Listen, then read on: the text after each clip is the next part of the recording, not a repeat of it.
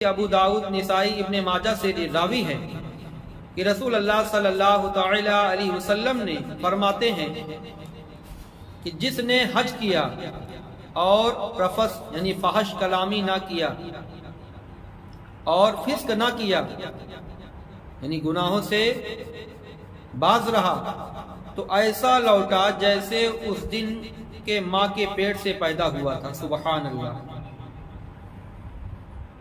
بخاری اور مسلم، ترمذی، ابن ماجہ حضرت صحابی رسول سے مروی ہے کہ رسول اکرم صلی اللہ تعالی علیہ وسلم عمرہ سے عمرہ تک ان گناہوں کا کفارہ ہے جو درمیان میں ہوئے، اور حج مبرور کا ثواب جنت ہی ہے۔ سبحان اللہ۔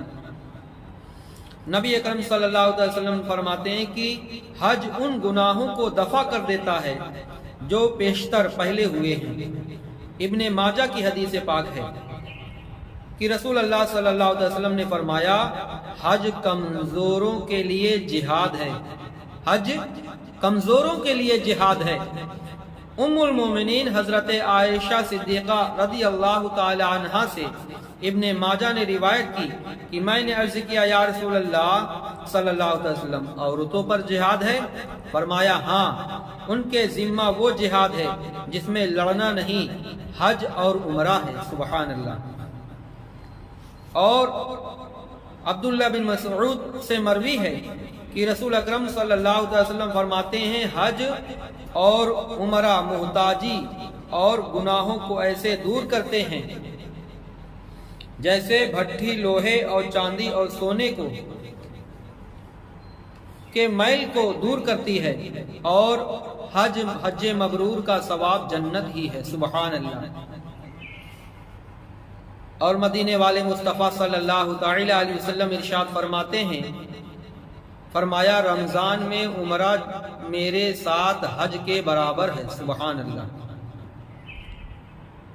ابو موسیٰ رضی اللہ تعالی عنہ سے روایت کی کہ حضور علیہ الصلوۃ والتسلیم نے فرمایا، حاجی اپنے گھر والوں میں سے 400 کی شفاعت کرے گا، بخشوائے گا کل قیامت کے دن، اور گناہوں سے ایسا نکل جائے گا جیسے اس دن ماں کے پیٹ سے پیدا ہوا۔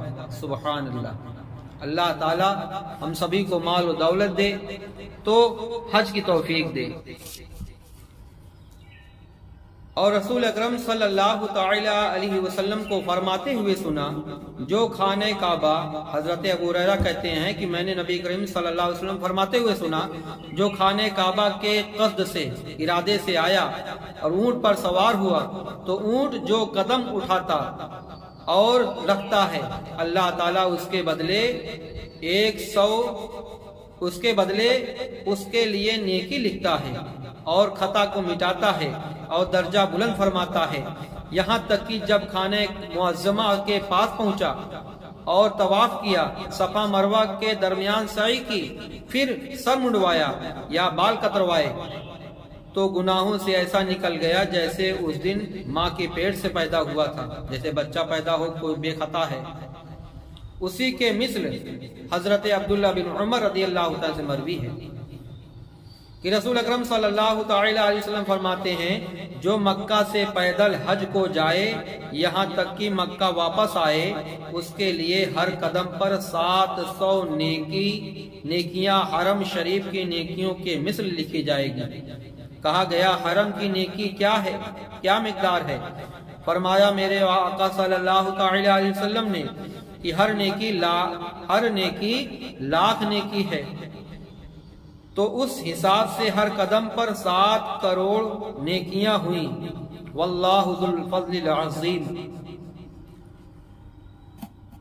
اور حضور علیہ الصلوۃ والتسلیم نے فرمایا، حج اور عمرہ کرنے والے کے وقت ہیں، اللہ نے تمہیں بلایا، یہ حاضر ہوئے، انہوں نے اللہ سے سوال کیا، اس نے انہیں دیا، اور فرمایا کہ حاجی کی مغفرت ہو جاتی ہے، حج کرنے والے کی مغفرت ہو جاتی ہے، حاجی جس کے لیے استغفار کرے اس کے لیے بھی۔